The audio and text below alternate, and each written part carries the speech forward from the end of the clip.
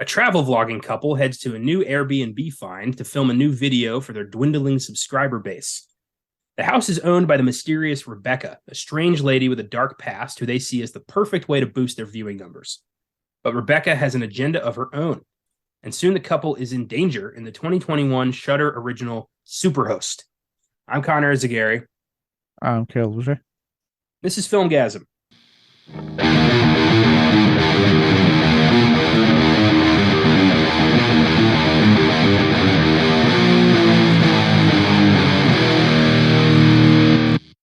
Happy Wednesday and welcome to the Filmgazm podcast. Today's episode is another random pick from the book of Filmgazm, Superhost, a Shudder original from last year that's critically acclaimed and pretty original. It's also got next to no production information on it online, so this might be a shorter than average episode because, frankly, there's not a lot to talk about outside of the film itself. So we're going to try, but expect some tangents and random conversations as usual. That's going to be the bulk of this episode. It happens, especially these Shudder originals. This is the second time that we've had like nothing to talk about, but we'll try. Yeah, some of these don't have a lot of information. Sometimes you look out some of these show originals, but not always. Yeah, and we tend to be grabbing the ones that like are people like, but nobody has anything to say about. But before we get into it, I've got one update on the rewind. This one updates our past episode on A Quiet Place. Production for the upcoming spin-off A Quiet Place Day 1 is ramping up, and Oscar-winning actress Lupita Nyong'o has been tapped to star in the film. The film will be written and directed by Michael Sarnoski, the brains behind the recent Nick Cage vehicle Pig. The film is set for a March 2024 release, and all of that is very exciting. I love Lupita Nyong'o. I thought Michael Sarnoski killed it with Pig, and I'm looking forward to this.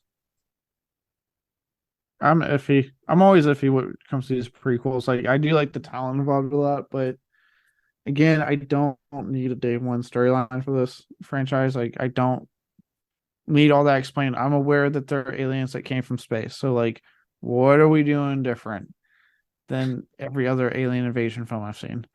Like I said, I'm in the middle because I'm just the thing with it being a prequel and just in general, what is probably going to get told again. I don't know. It doesn't come out until 2024, so I don't know. I could be completely wrong on the story they're telling. But it being probably more likely the beginning of this alien invasion and seeing it doesn't excite me because I'm like, well, what can you do that's different, quote unquote, right? But again, with the talent involved in Lupita Nyong'o, the writer director for Pig, that part is intriguing because I like both those people very much. Well, I mean, we got to see, a brief glimpse of day one in Quiet Place 2, where we got to see how the Abbott family handled the initial invasion. And that was, I think, some of the best bit of that entire movie. So getting to see how other people handled this crazy, life-changing event, I'm curious. I didn't care for the first film, but I love the second film. So, let's see how this one goes. I still don't understand that. They're the same exact film. I know. I don't have time to get into it again. You want to find out all that shit, listen to our Quiet Place episode. Just don't get it. But I like the first two a lot. I would have been more down just for them to continue, especially because I know Krasinski has talked about having an idea for a third one. So I would have been more down just to see them can wait and when Krasinski's ready, or after he's, I guess, done with Jack Ryan's upcoming third season, and do that. But obviously they want to keep this going. It's a big money maker for them, so they're like, "Oh, we got to at least do a prequel until we can get Krasinski back." So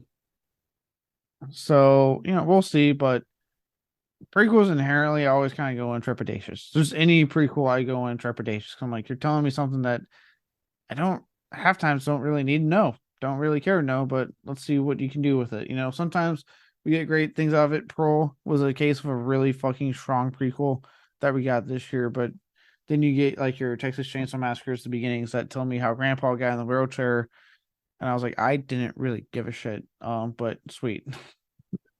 Well, the biggest problem with prequels is establishing stakes because if you've got characters, if you're telling their stories, they're going to make it out alive. There's going to be, no repercussions for any of their actions. So like it's hard to get invested. But if you've got a prequel that's an entirely different cast and you can work with that, then you got your stakes. And I think that's where this is going. So I'm gonna give it the benefit of the doubt and see. I'm gonna remain optimistic here. I'm glad you are.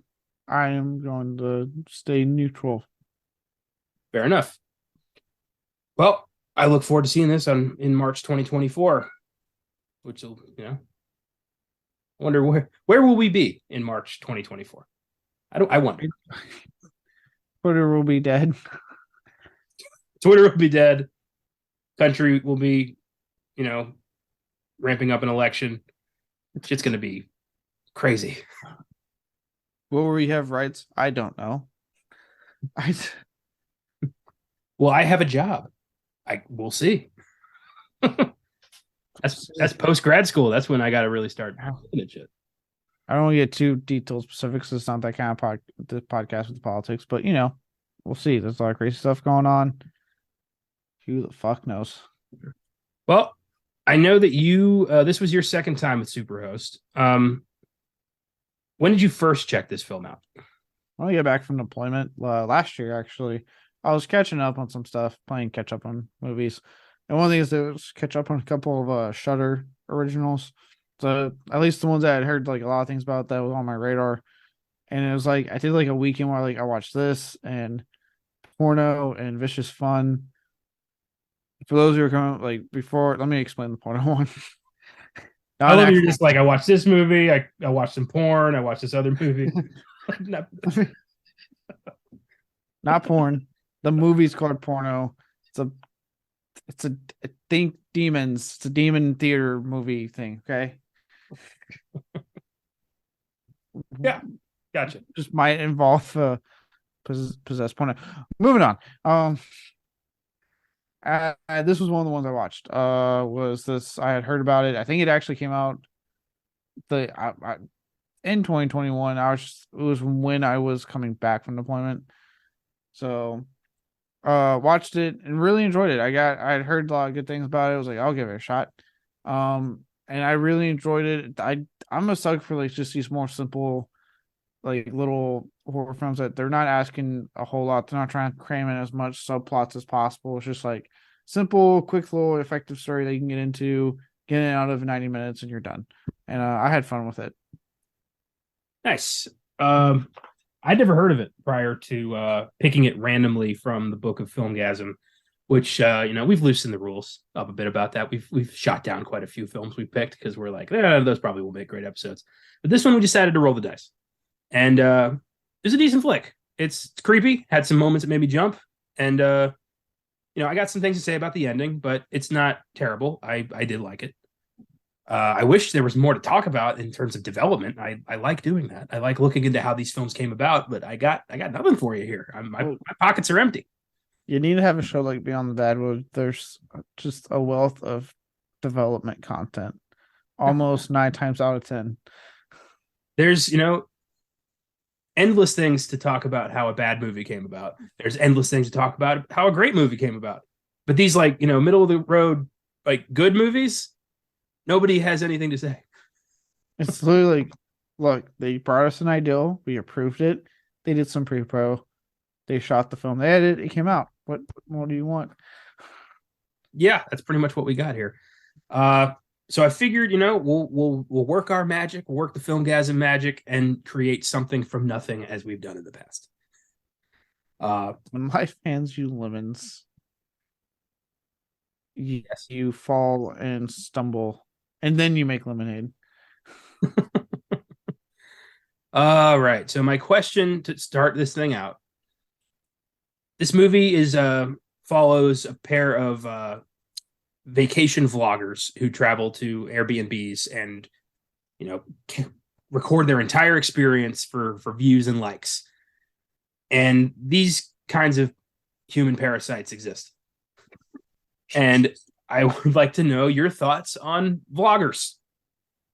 Do you ever watch any vloggers? Do you follow any of them on social media? These people who live their entire lives on YouTube or TikTok or Instagram?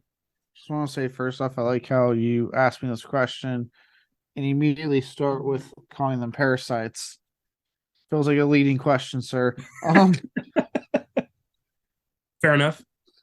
No, I'm kidding. No, I fucking despise most vloggers. Thank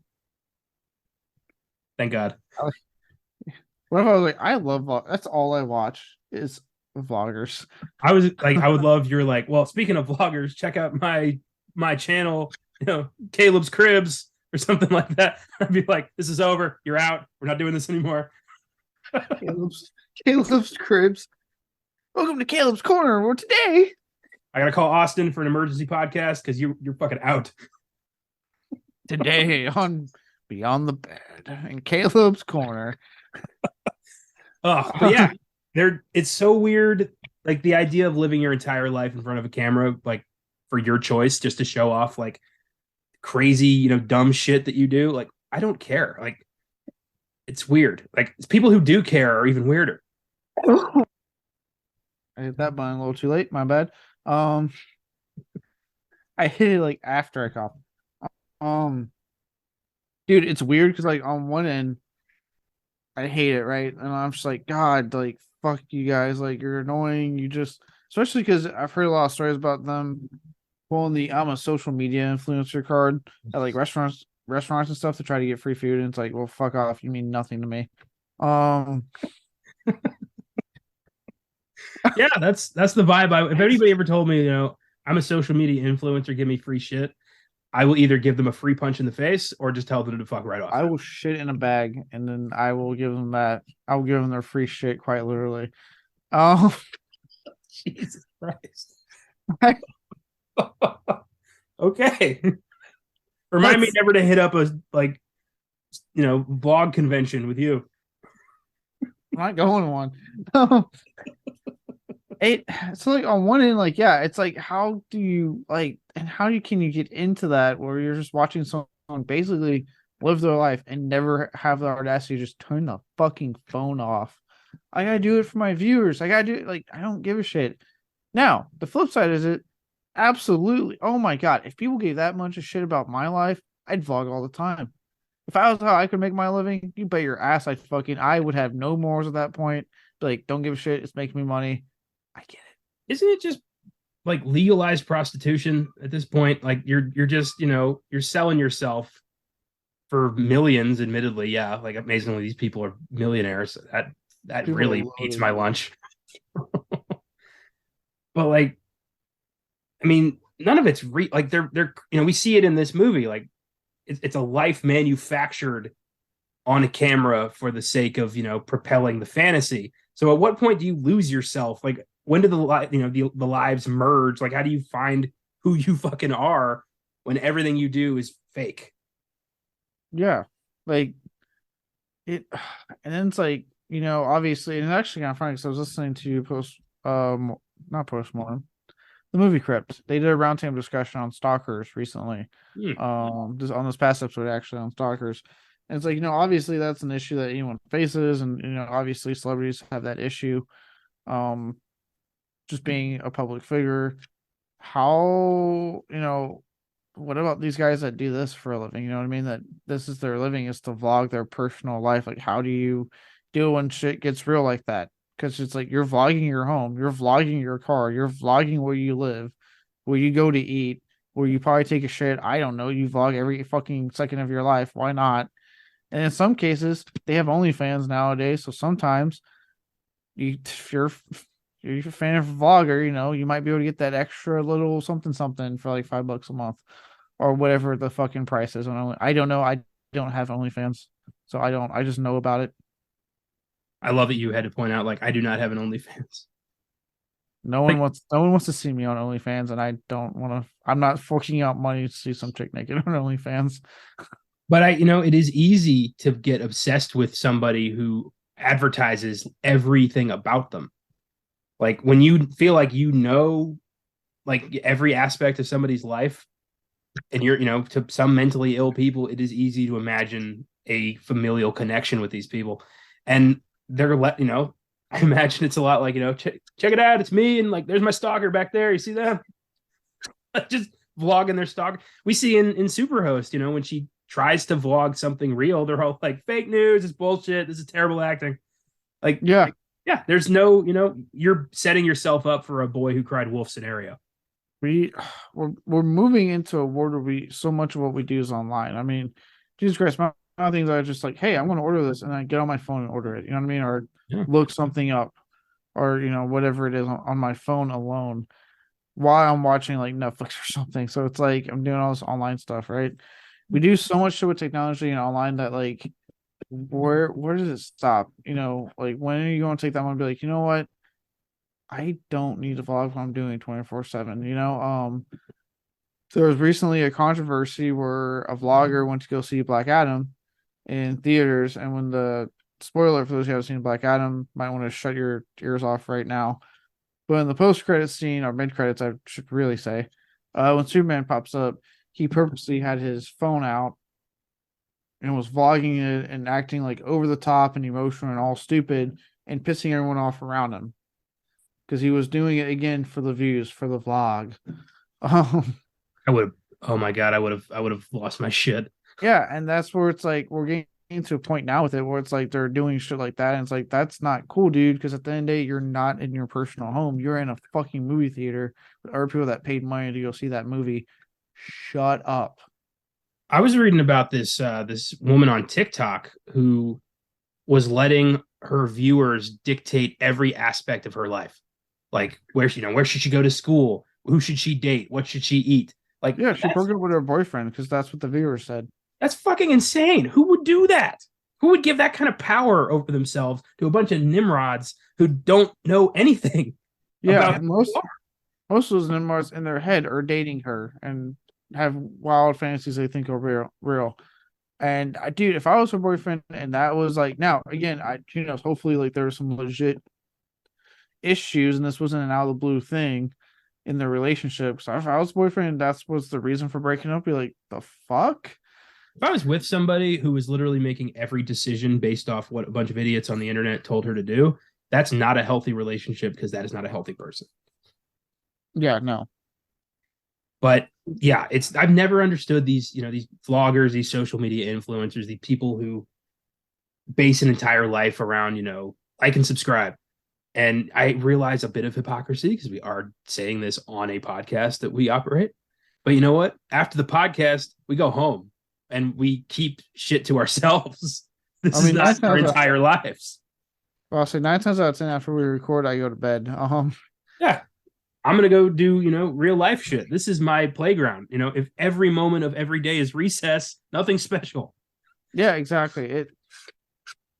It's just weird, man. We, and look, this kind of leads into a bigger question because you kind of mentioned it, right? With the vlogging, obviously social media, and people, they have their beefs with social media, and you always hear it when someone's like, I'm not on it. You always hear the people be like, oh yeah, good for you not having it. I'm like, to me, like social media has never been the problem. The actual platforms have never been the problem, like Facebook, Instagram, TikTok, Snapchat, whatever, and then whatever you're using to vlog. That has been the problem. It's been the people. It's 100% just humans that have been the problem. And filling, because you get people, not just people who vlog, but people in general that will post things on Facebook solely to see how many likes they get, or post stuff on Instagram solely to get all those fucking likes, because it fills them with joy when they start seeing their notifications go off constantly for something they posted. Yeah, it's a drug. It's people get addicted to social media. People get absorbed into that like it's all they care about. And I think we're just starting to recognize that as like severe unhealthy behavior. But I mean, where does it go next? And like you said, it's the people who use these platforms, not the platforms themselves. Because I, personally, I've had Facebook for, since it started. Not once have I ever, gone fucking crazy because of it. Same with Instagram and, Twitter. Like, we're on all this stuff, but it's, just a piece of who we are. It's not all of us. It's not all of who we are. Yeah. And unless you're Elon Musk and Twitter is all of who you are, apparently. Yeah. I don't, I don't like bullies, so I'm going to spend $44 billion to get rid of the bullies who called me bad names. and be a bully myself, and then make people completely forget that you have SpaceX and Tesla to your name, so you're destroying Twitter so horrendously. There goes Mars colonization. That was a fun pipe dream while it lasted, wasn't it? This guy's leading it. I'm not getting on that spaceship. God no. No, yeah, we live in a very strange world where we all want our 15 minutes of fame, and it's apparently America's always been a very celebrity obsessed culture. I don't mean that in the sense that like obviously we obsess over celebrities. We do. I'm talking more about like because of that obsession, we want to have our 15 minutes. We want to have our time to shine, moment in the sun, and it's led to a lot of things like this, like fucking vloggers that just do it. And then like I said, the catch 22 is that then I see that these guys own fucking mansions in the Hollywood Hills, so making all this money. I'm like, I get that. Then I would do the same fucking thing if that was my job, was just to be on social media and I made millions like that. Oh god, would I do it? But it's like, Despite what we all might think, integrity does have a price. it absolutely does. Yeah, sucks. But if somebody offered me $10 million to put on a purple T-shirt and yell at people on the sidewalk, it'd be hard to turn that down. Yeah.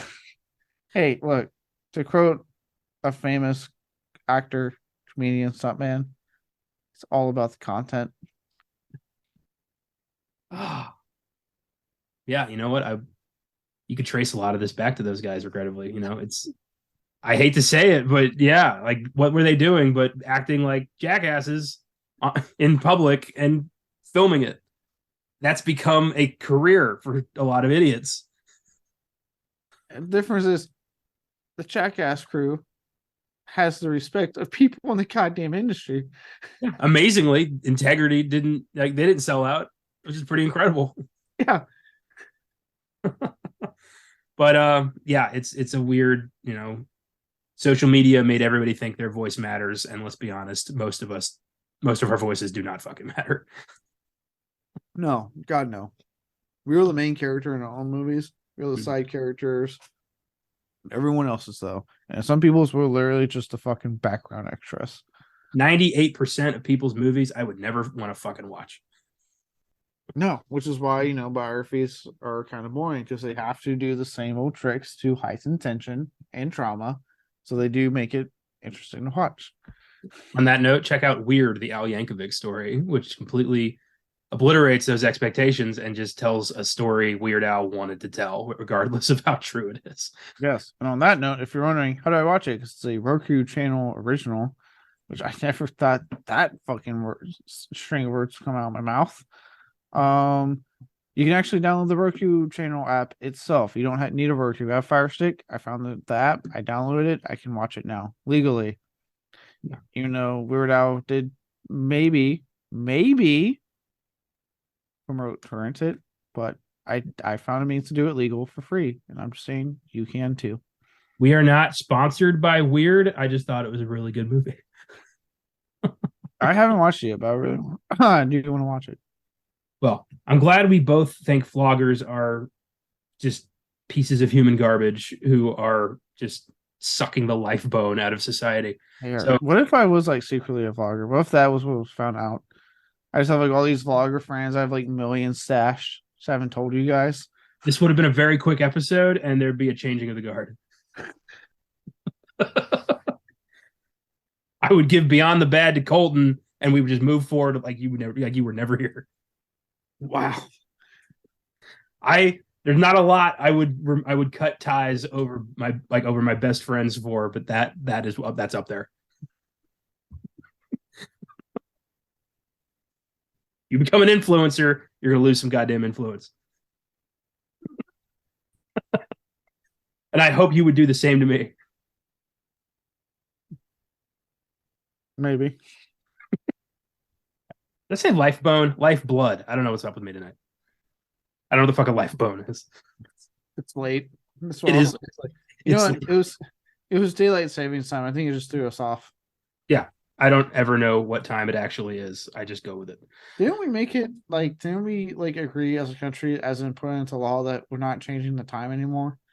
Yeah, I guess nobody told everybody. You know what's weird? There's some states that just do not participate. I found that out. There's like five states just don't do it.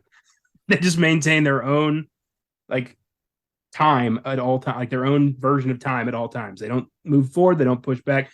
It's just what time it is what time it is. I respect that. I want to go to one of those states. It's almost like time is something that somehow became a very man-made concept. Yeah, it's fucking farmers. Anyway, all right, that was a fun conversation. I didn't expect that to go in such an interesting, insightful roast of a conversation. That was nice. Yes. You thought I was gonna be like, fuck vloggers, they should all die in the fiery pits of hell. That's kind of where I am. That's what I want to say, but I feel like I should be more thoughtful and elegant. Really, they could all die. I would feel nothing. There's this food truck I saw that I just adore their game plan. The truck's called $5 grilled cheese. All they have is a grilled cheese sandwich for $5. It's bread and cheese. They don't have fixins. They don't have drinks. They don't have side dishes. It's $5 grilled cheese. And if you claim that you are a social media influencer and you would like free food, it's $6 grilled cheese. I love these guys so much. I've heard so many places like will find ways to do that shit, because I guess that's like become a more common thing than I ever anticipated. Yeah. Is people just trying to be like, I'm a social media influencer. You should give it to me for free for like the likes and the people I can draw into your restaurant. The exposure. That's what they say. Exposure. So I did not I found out that apparently a lot of like restaurants will have straight up signs up saying, we do not accept social influencer as a means for free food. You pay for it. Like, things like that. So I'm like, yeah, we're not taking that excuse. It's like, how often is this being said to fucking restaurant owners? Constantly, especially in like big cities with like, popular restaurants. People try to get in there and act like, they're entitled to something. I would love to be on the receiving end of that, to just be like, get the fuck out of my restaurant. Yeah, I'd be like, well, now you're just not getting food. Get the fuck out. Yeah. Oh, okay. Back to Superhost.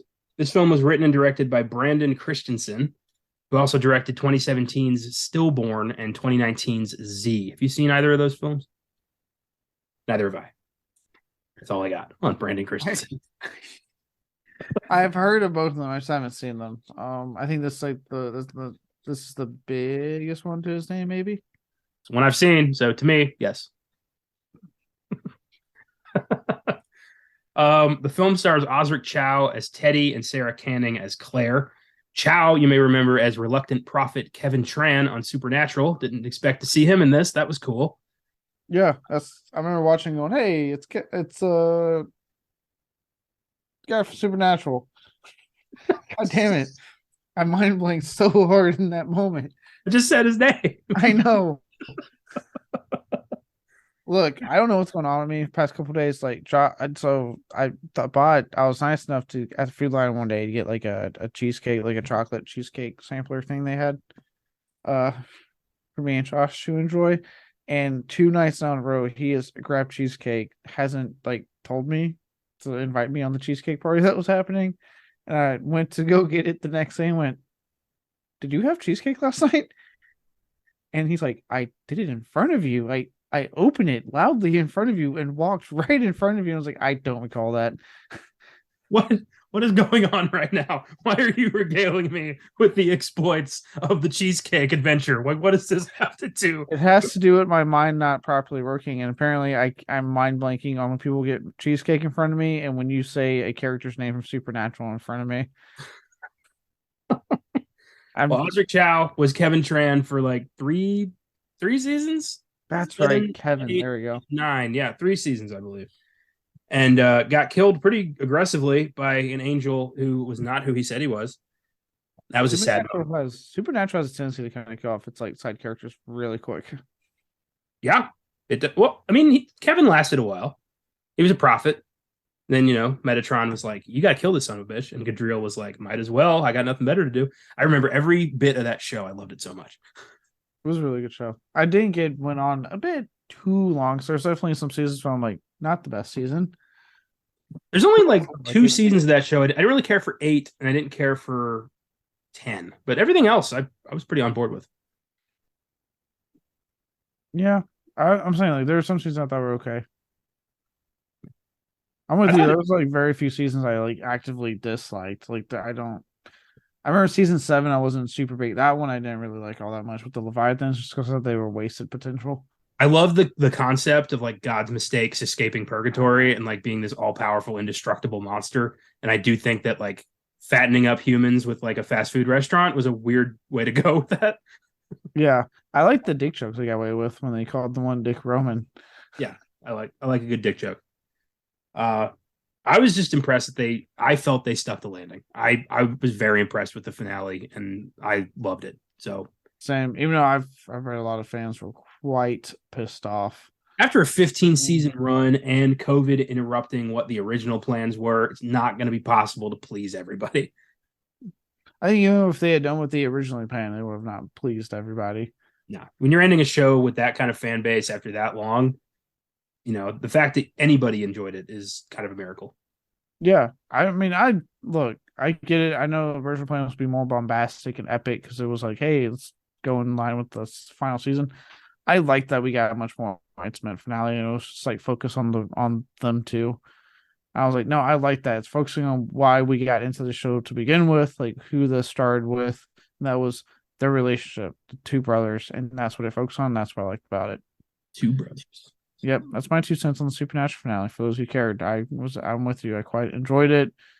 Did I get maybe a little bit emotional the moment Carry On My Way when Sun started playing? And I'm like, oh god damn, it's over. Buddy, the finale, I was bawling like a child. I hadn't cried that hard in a long time. It got like I was into that shit, man. That was powerful. I that's why I loved it so much. I was like, when it made me cry. So I'm like, clearly I'm responding to this. I like this. Yeah, and then apparently I did not realize that bridge they in on was like the one from the premiere. Yeah, they're also wearing the same clothes. Yeah, and I'm like, okay, see, that's what I'm talking about. Like, I liked how they did that again, how intimate, most small scale it was. I liked it. Yeah, Supernatural kicked ass, and I always like getting to kind of bring it up when we have an opportunity. I love Supernatural. That's such a good show. The Winchesters isn't terrible. I've been watching The Winchesters as a spinoff. It's not terrible. Yeah, it's not terrible. Like it's good being back in that world. I'm curious on how we're clearly just retconning. I think that at the end of the series, like Castiel will show up and wipe their memories or something. Something's going to happen. Because right now, I'm like, you guys are hopefully have some kind of game plan on. Because right now, this is humongous retconning. But it's been good. It's been pretty good so far. It's nice being back into the world of Supernatural. Yeah, it's not the Winchester Brothers, but just being back in that world. You know what I mean? It's been nice. That's cool. Maybe when the first season's done and it's on Netflix and I don't have to wait like for the weird CW like gaps, I'll go ahead and just check that out. There shouldn't be too many gaps, luckily, because apparently CW in an effort to cut costs and save some money, because they apparently haven't made a profit at all as a company. That's a hell of a wake up call, isn't it? Yeah. They opted to not do a back in order of episodes. Like, you know how they would do in the past with all their shows, like, hey, it's coming in for a 19 episode season. Oh, they back ordered to 23. This originally got picked up for 13 episodes, and they're sticking with that. They're like, no back order. We don't have the money. So to do that, they're like, but we're not rolling out season 2. If the fucking channel makes it that long, I mean, they're bleeding to death apparently. Damn. I guess Riverdale doesn't pay what it used to. No, well, I mean, they're canceling all their fucking scripted content. Like, they just finally announced that Supergirl is ending on currently run season, which means they just announced Supergirl's ending. Yeah, I thought that ended like 2 years ago. No, it's on its 3rd season, and they just now were like, yeah, this 3rd season is going to be its last. Oh, are you saying Superman and Lois? No, Supergirl. Or sorry, Stargirl. There we go. Star. Okay, I thought so. My 'Cause bad. Supergirl's been over for a while Oh now. yeah, Supergirl has been. Sorry, Stargirl. It's on its Okay. third season. They just got told it's ending. Okay. See, I didn't even know there was a Stargirl show, so maybe Yeah, they need to advertise better. they do. It's actually been pretty good. It has Amy Adams and Luke Wilson, and it's pretty good. Amy Adams, really? Yeah. Oh The wait, no. Amy God Adams. damn it. Oh god, Amy dude. Smart. My brain's not here tonight. Like, there's no way in hell Amy Adams is popping in on a CW superhero show. I'm not ruling that possibility out. Amy Smart. There we go. This is a fun episode. Okay. God damn it. So, But yeah. Osric Chow is Teddy. He was on Supernatural, and Sarah Canning was in the Vampire Diaries as the character Jenna Summers. And since neither of us watched that show, got nothing to say on the Vampire Diaries. No, I just remember it as a show that Supernatural would make fun of quite a bit. Gracie Gillum plays the psychotic Rebecca, and she also has a supernatural connection. She played the angel Hyle in an episode in season 9. So she was also in Supernatural briefly. I believe she was killed because every angel, despite being like an all-powerful being, lasted about 2 minutes on that show. Yes, and also they did for a while have a string of killing off female characters willy-nilly. They really did. That was rough. If you watch those first couple seasons, you're like, you guys may not want to kill off the female characters there. Yeah, it's one of the only shows I've ever seen that for an entire 15 season run never once had a serious romantic subplot. No, because we only apparently cared about the Winchester brothers and their relationship. Yeah, we did. That's true. Yeah. Gilliam also appeared in 3 episodes of Scream Queens and 16 episodes of Z Nation. So a lot of random TV, and she's the standout. She's fucking wild in this movie. Yeah, no, good for her. She's clearly working her ass off to ministry.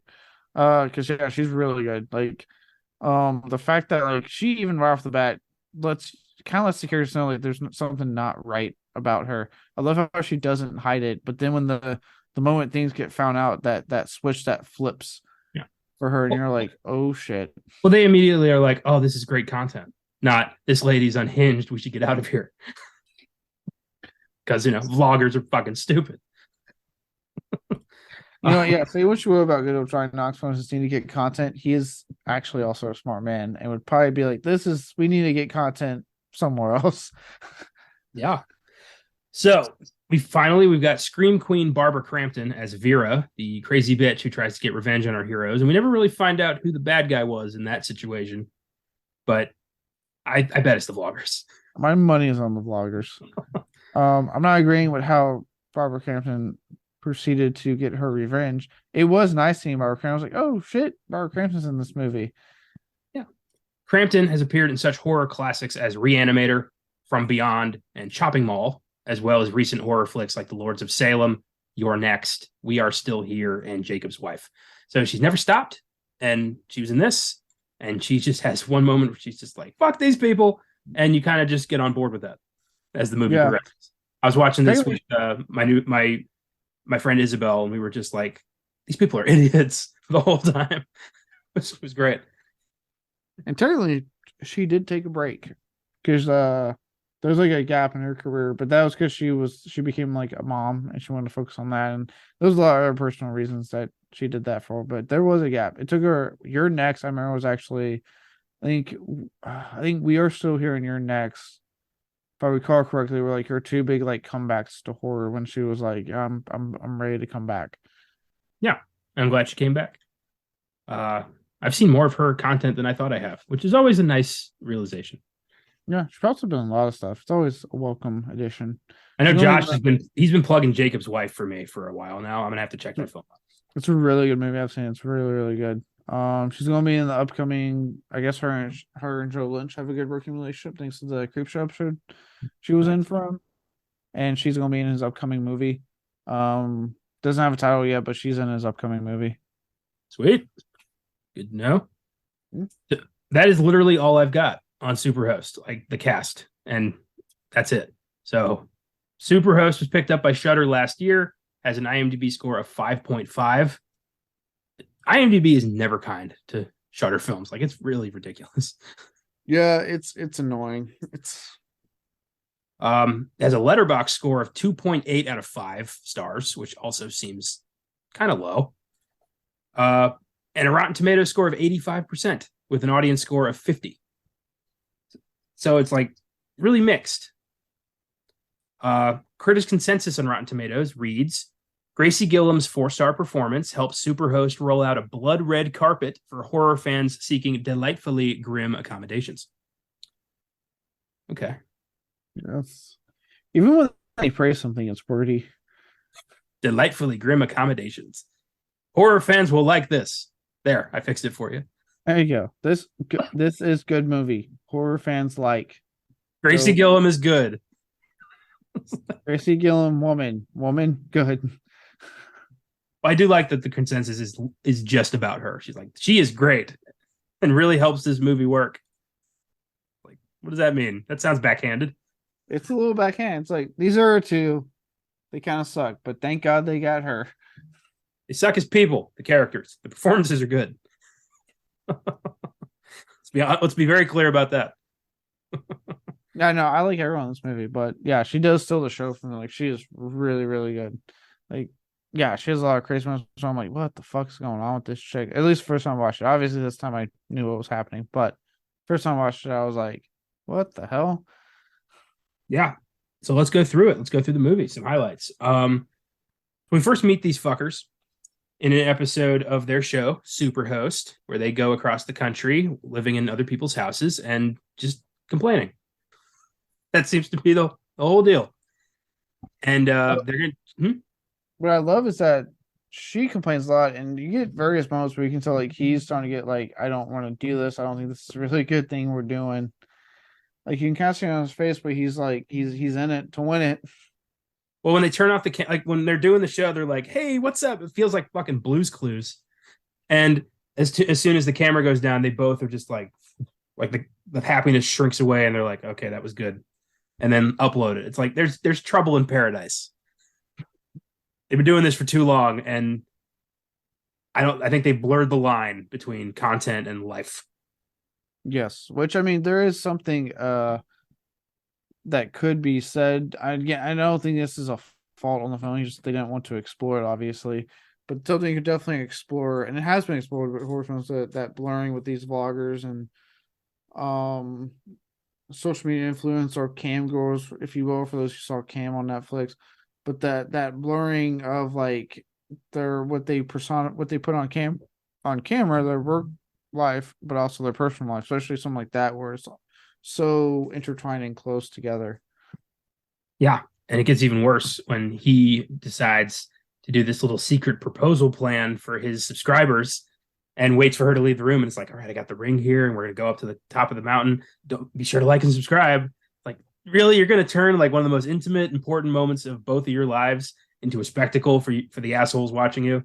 Really? I mean, they both fuck it up because he does that, and then when it happens, she thinks it's for the fucking views. Oh, we're gonna get to that. I had so much to say about that scene. Oh, that was painful.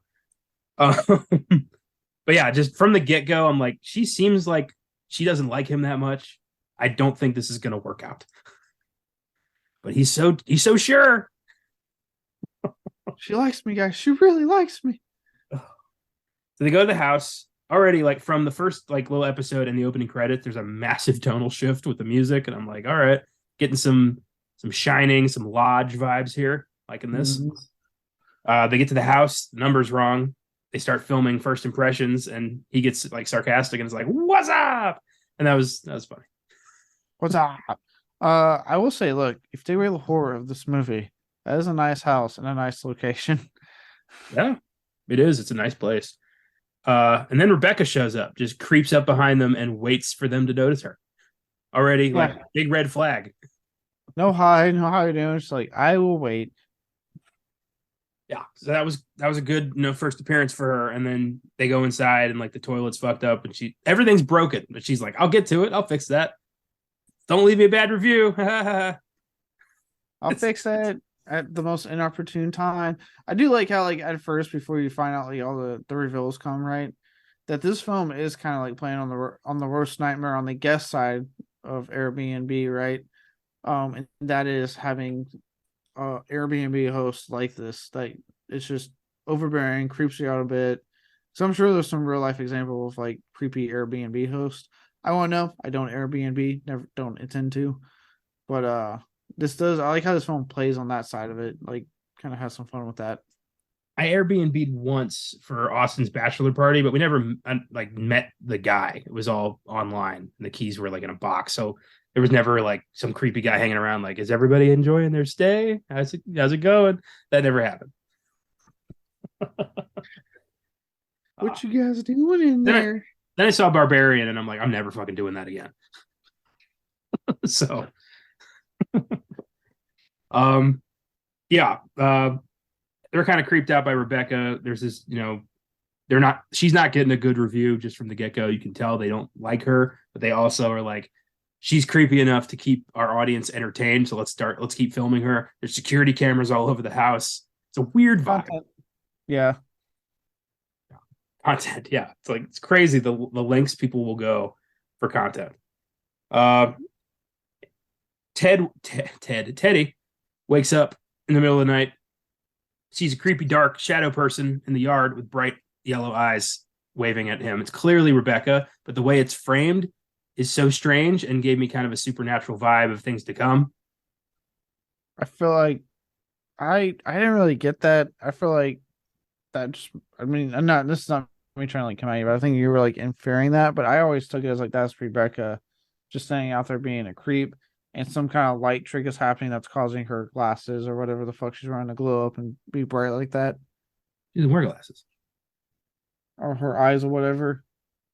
It was just a weird way to do it. Like just seeing a shadow person with bright eyes definitely gave me an inference of like something's not right here. And I was thinking more of a supernatural direction, but that didn't happen. It was odd. I like it's a creepy little scene that like I don't know what I would do if I walked out on my fucking porch middle of the night and there's just someone standing there looking at me. It's never really made clear what suspended their YouTube account. I think that's where Robert Crampton comes in, where it's kind of like inferred to that word may have gotten out that they're not exactly the nicest human beings at these places, and maybe that's what's causing it for them to start slipping in their ratings. That'll do it. When they first discovered their account was suspended, I thought it was Rebecca, and I had this thought of like, wow, I've never seen a horror villain go after someone's YouTube account before. This is interesting. Hit them where it hurts. I cut off their YouTube. They're mine. So there's this ongoing thing about the toilet where something's clogged up the toilet. They don't know what it is. Rebecca tries to fix it, but she's like, "Oh, that persnickety toilet, just not." And she had like an Annie Wilkes vibe going, which I thought was really creepy.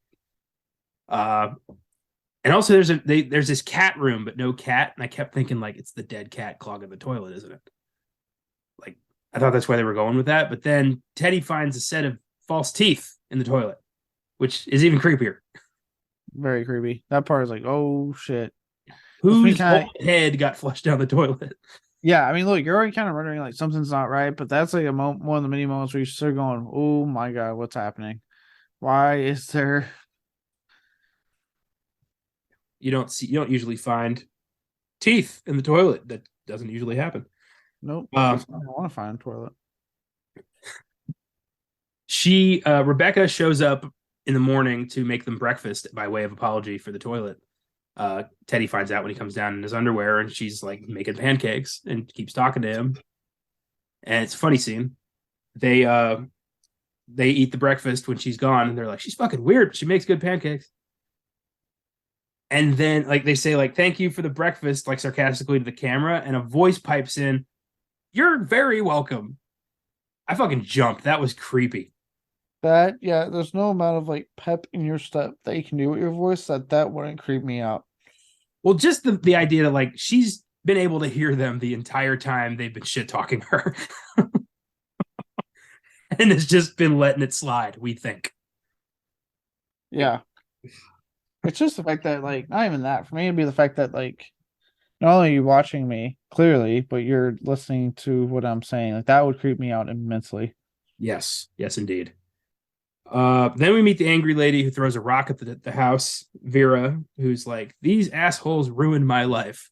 And Rebecca's like, "So you destroyed my window. That makes sense." It's the only time we're on her side.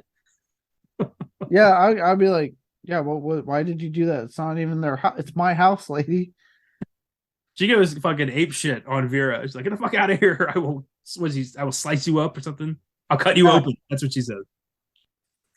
Yeah, it was weird. It was, especially because Barbara Crampton comes in like super hot on the scene. Phrasing, but she comes in like hot and angry. There, so you know what I mean. I know what you And then like you see her like immediately like shrink and just like get real defense, like on the defense with fucking the Superhost lady here, because she just starts losing it on her. It is creepy. Well, it's also funny. Like she does come in hot. She's like, "These people, you don't know who they're like, who they are, who they really are. They're terrible. They'll ruin your life." And Rebecca just ignores that. It's like, "You destroyed my window." And Vera's like, "Well, yeah." Like she's trying. She can't rationalize that part. Yeah. It's one of the few times where I'm with her, because I probably was the same thing. Like, okay, I hear you. Yeah. That's my window, and you just threw a rock at it. Why? I also in that moment realized their license plate says Superhost. Yeah. And,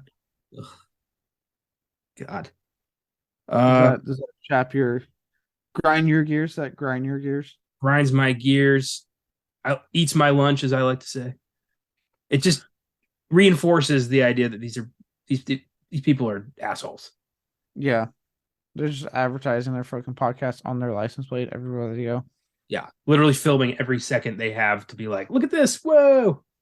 And yeah, Vera is like the collateral damage of what they do. They don't care who gets hurt in their stupid quest for views. No, as long as we get their views, that's all that matters. Exactly. Then we get Rebecca's interview, which is insanely creepy because she starts it by fucking screaming at the top of her lungs. Or screaming, and then she would do these weird pauses. The pauses scared me, man. I kept thinking, what the fuck is she gonna do? Like, ugh.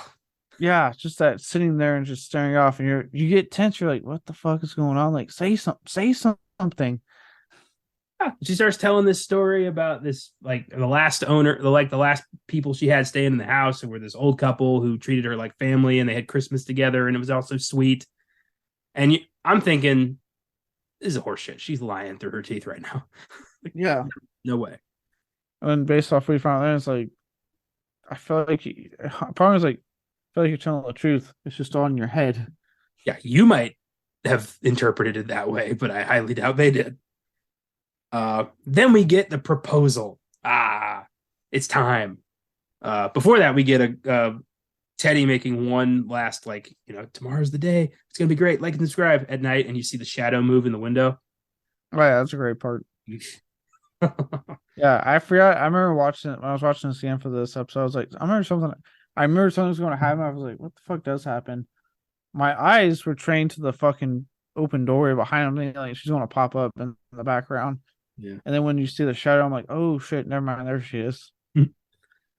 So the proposal on top of the mountain, where Teddy gives this great speech, but first he sets up the camera, like and subscribe, and tells her, I went and talked to your dad. He said, okay. I'm so happy. He gets on one knee, proposes, and she gleefully is like, yes, oh yes. And it's so touching. And then he's like, or she says, you're a genius. This will up our subscriber base. And he's like, what? She's like, you were serious? We got to talk about this. Oh, man. It's just, you could hear his heart breaking. It's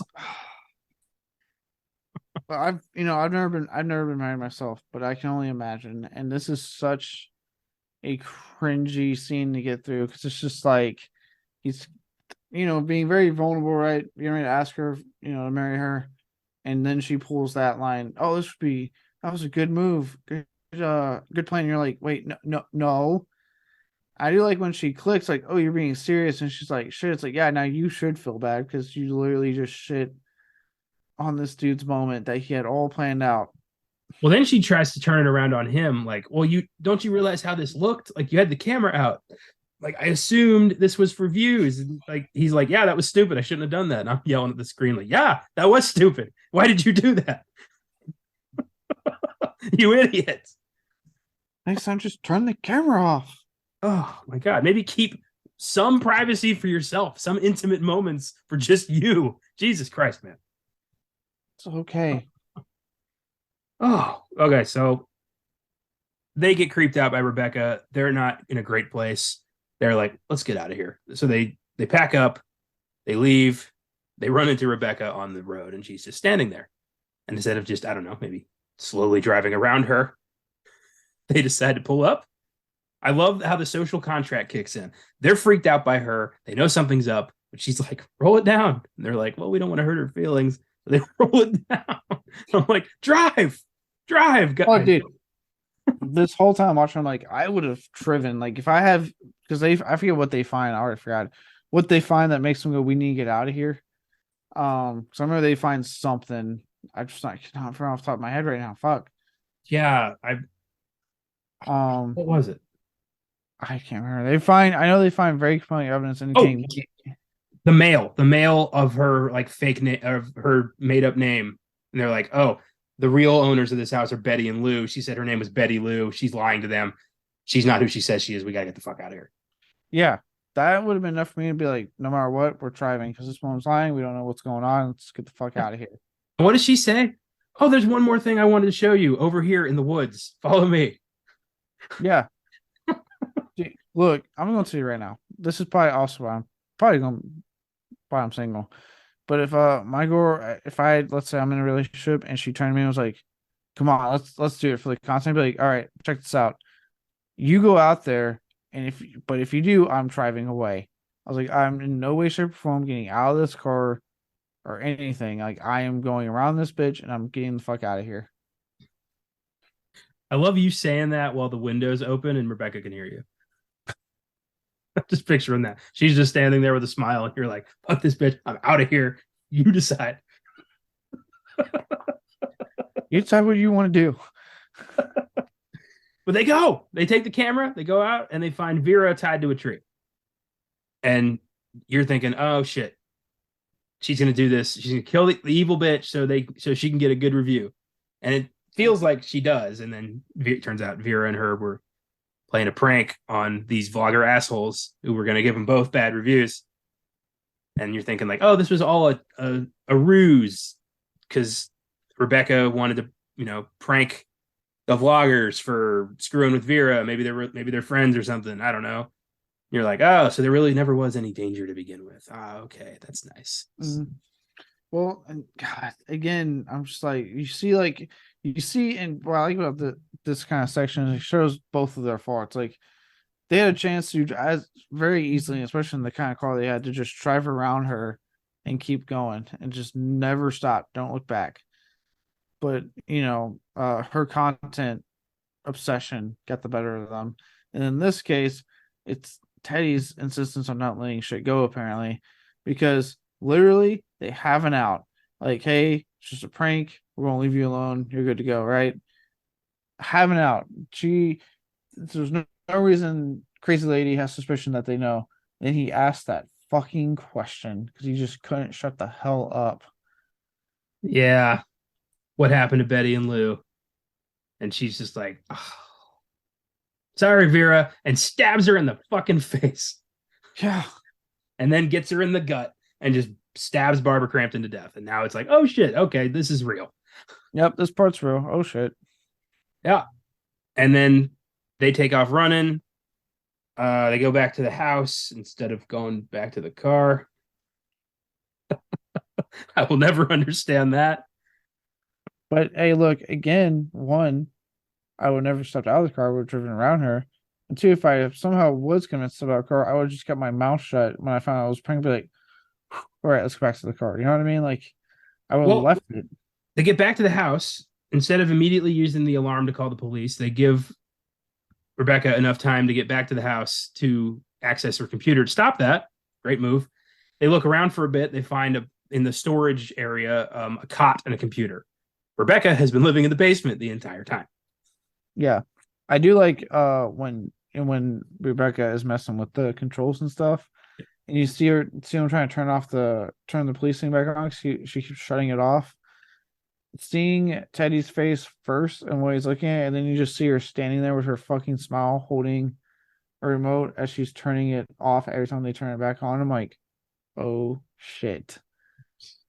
Yeah, it's an unsettling image. Her just covered in Vera's blood, smiling at them, waving, and then telling the story of what really happened. How she was a what's the word I'm looking for? Squatter. Mm. Who was discovered in Betty and Lou's house, and they're like, get the fuck out. So she killed them and her cat, and their cat. But then the vloggers had already signed up for an Airbnb weekend, and she couldn't finish taking care of shit before they showed up. So she had to act like she owned the place. Nice. Yeah. Okay. Yeah. The more I talk about it, the more I'm like, you know what? That was a pretty good ending. Yeah. I was like, she fucking bamboozled the shit out of them. Yeah, that scene when she's just standing there is creepy. And then when the basement, and then the chills you get when you realize, like, oh my god, she's been living down there. Because you see the cottage and you're like, wait, she's been living.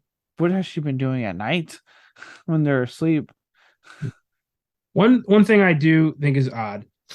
Grace Gillam is 5'2". They're two capable adults who could have, I think, overpowered her easily and gotten the hell out of there. Yes, but I mean, look, I took it as like, because they're vloggers and they couldn't think too much beyond their vlog stuff. So I just took it as it's just they weren't that smart, and she was able to overpower them. Like, you even see it with Teddy when he holds the fire poker. I remember yelling to him, like, stab her, you have the weapon, and then he drops it because he barely has a grip on it. So I took it like they weren't very savvy with that aspect of life because they're so obsessed with their YouTube numbers. Yep. They have no survival skills. All they know is how to complain on YouTube. Yeah.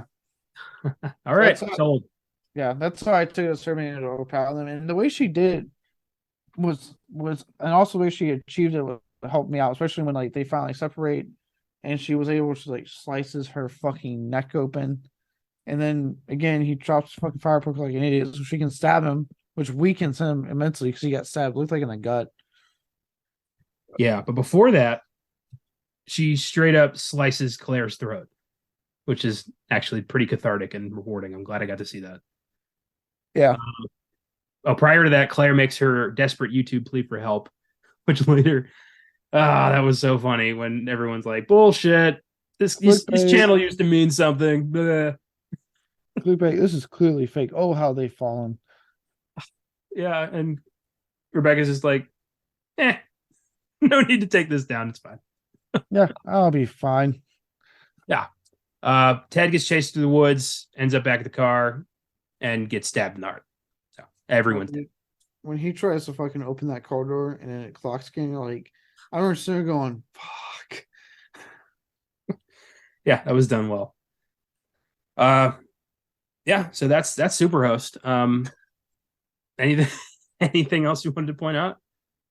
No, I would love to, but I mean, between Barbara Crampton and I kind of said what I won't say is like, so it's not a lot of this film, but and it's a small film, but it's a very effective indie small scale horror film. Made for a good Filmgazm. There's no Filmgazm facts this week because there are only 4 bits of trivia on IMDb and none of them are good. So a couple of these actors were in the Vampire Diaries. A couple of them were in Supernatural. There is no Monday the 23rd until like 2023 or something. It was some stupid trivia. It's like, really, this is all we got? Even for the sake of Vicious had something. Yeah, I looked it up right when you told me that. I was like, God damn, they really had nothing for trivia. Yep. So I think it's the first episode in the entire show's run that has no Filmgazm facts because I got nothing. Sorry. I give Superhost an 8. It's a great psychological thriller the whole time. I think, the more I talk about it, the more we know talking through it, I came around on the ending. I think it's for a small scale, creepy kind of, just human thriller. I think it works. Yeah, no, I'm glad I could do that. I would definitely, because I agree. I would give it an 8. So yeah, it's very small scale, very indie, but it works. They knew what they were setting out to make. They did a good job making it. Um, and even just tapping into fears when it comes to again Airbnbs and again on the flip side, I know obviously there's just many scary like guest Airbnb stories. But on the flip side of it being like the owner or the host, if you will, Super. Superhost. So it taps into that, but while delivering a fun, very well paced little horror film. Yeah, I like doing these random Shudder originals that don't get a lot of advertisement. I like kind of finding these films and getting to talk a bit about them and shining as much of a spotlight as we can on some of these films. It's fun. Yeah. Well, thanks for listening, everybody. If you like the show, feel free to follow us on Facebook, Instagram, Twitter at Filmgazm Productions. Well, Twitter for the meantime. I don't know what will happen. We'll see. Elon Musk might hear this and be like, "Fuck them," and that's it for us on Twitter. I hate this movie. Fuck those guys. If you want to suggest films for us to check out, you can send us a message on the socials, or you can email us at filmgazm@gmail.com. Check out our website, filmgazm.com, where we have reviews, articles, trailers of upcoming films, and every episode of our shows. If you want to support the show through Anchor, you can click on Support This Podcast on your podcast provider. We appreciate it.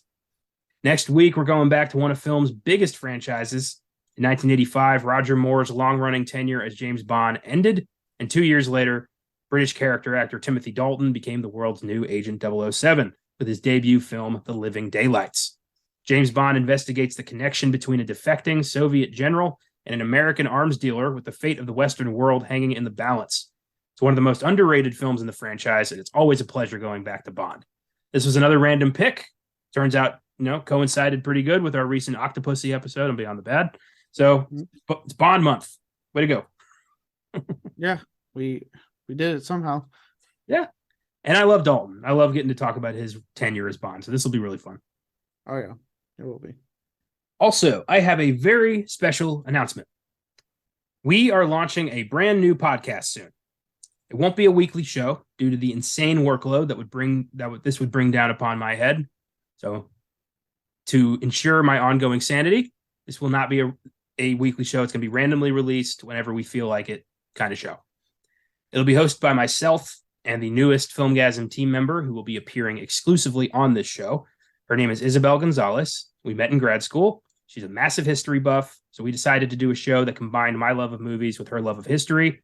It's called Fake True Stories, and we intend to watch biopics and historically based movies to critique the historical accuracy and dive into the real stories behind the Hollywood fluff. We recorded our debut episode yesterday. We decided to start strong with Zack Snyder's 300.